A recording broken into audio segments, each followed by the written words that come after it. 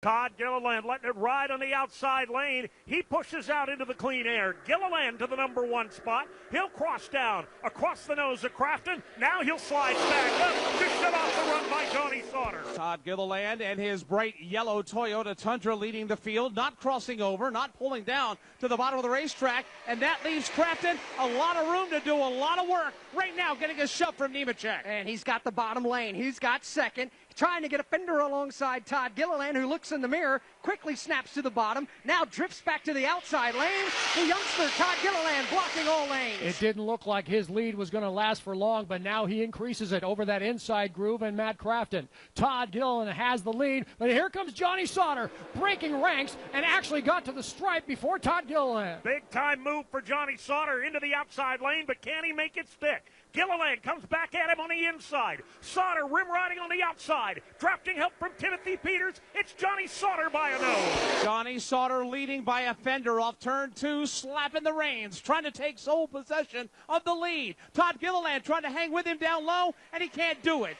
It's Sauter back to the point, and they're stacked up from second on back. Todd Gilliland, a strong mount to the bottom of the speedway. He and Timothy Peters go side by side. Sauter will, as the leader, will elect to stay on the outside lane. His teammate is Timothy Peters in the back. 2 by 2 by 2, 8 rows deep behind the leader, Johnny Sauter, who's using that high line to his advantage with help from Timothy Peters right now. Also in that outer groove, Grant Enfinger. Those front 3 trucks begin to pull away now on the outside and get back in front of Todd Gilliland. Gilliland now kicked back into a side-by-side battle with Enfinger. Gilliland on the bottom, Enfinger up high. That's the run for 3rd and 4th place off the banking in 2. Watching Grant Enfinger now trying to rally his way back to the front with drafting help from Chris Fontaine. Fontaine on Enfinger's tailgate, and it's going to work.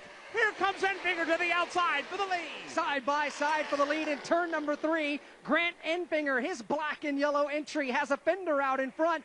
Digging hard to the bottom, however, side by side for the top spot. Johnny Sauter pulls even yet again. Last time around, Sauter was on that outside lane. Now he's on the inside lane. Dueling, wheel to wheel, door panel to door panel with Grant Enfinger. Here they come to the stripe on this lap. It'll be Enfinger just by a bumper. Sauter fighting hard down on that inside line. There is no quit in Johnny Sauter. He continues to dig in that low line. They are inches apart, nose to nose for the number 1 spot. They're 2 by 2 all the way back outside the top corner. And nobody giving an inch, especially at the front of this field. Johnny Sauter down low. Grant Enfinger right down the middle of the racetrack, still getting drafting help from Fontaine. Enfinger goes back to the lead, and now Fontaine goes to second. Fontaine with a huge shove to the back tailgate of, oh, the trouble. Now they're crashing. Fontaine is in it. Johnny Sauter's in it. Matt Crafton pounds the outside safer barrier. Ben Rhodes gets a huge chunk of that. Parker Kligerman's in it. We've also got Bo LeMastris and a wicked sledgehammer shot off the inside safer barrier for Parker Kligerman. Also, Spencer Gallagher with heavy damage. Brett Moffitt is dodging and weaving, and Brett Moffitt gets through this big crash off turn number 4, but it's an absolute junkyard here off turn number 4. At least a dozen trucks involved in this wreck, Kurt, and we talked moments ago about Brett Moffitt having some trouble and maybe seeing his playoff hopes evaporate. Now he's back in front among all these other guys who crashed, including several playoff contenders. That's one of the biggest yard sales I've seen off turn 4, with all of the playoff contenders mixed into it, from one that benefited and a ton of guys that got a ton of points swiped away from them.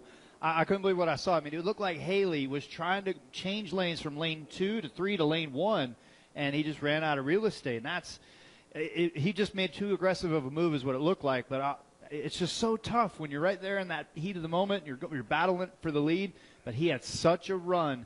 He wanted to do something with it, and maybe he should have pumped the brakes, Fuzz. We have had our big one here at Talladega in the 3rd segment of the Freight Auctions 250. Back at Talladega Superspeedway, where we have had a big wreck out at turn 4, happened on lap number 34. And if you heard Alex Hayden's call, it was an accident that seemed to go on forever, as much is the case here at restrictor plate tracks. Alex, what's the story? What's the recap there out at turn 4? Well, we'll start with Matt Crafton, Dan. His truck He's got damage on all four corners of that Menards entry. He is unable to continue on. They dropped the window net and climbed out under his own power. Parker Kligerman got pounded by a couple of different trucks and then absolutely ricocheted off the inside safer barrier head on down there. He took a few extra moments with the help of the safety personnel to finally climb out of his entry. Bo Lamastis' truck, it's been shortened up to the firewall at the front as well after a hard crash down here. Bo Lamastis got out of his truck under his own power, walked towards the inside safer barrier, and elected to sit down and gather his thoughts. He's since stood up and walked to the ambulance. Also out of the truck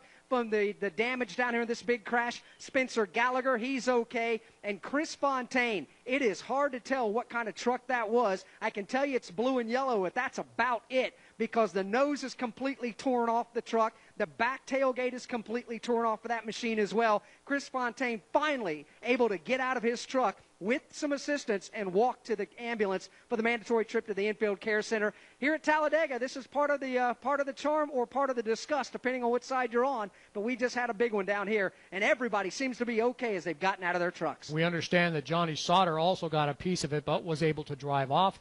We'll come back in a moment and give you an update on the condition of his truck. From Talladega Superspeedway, this is the Motor Racing Network, the voice of NASCAR.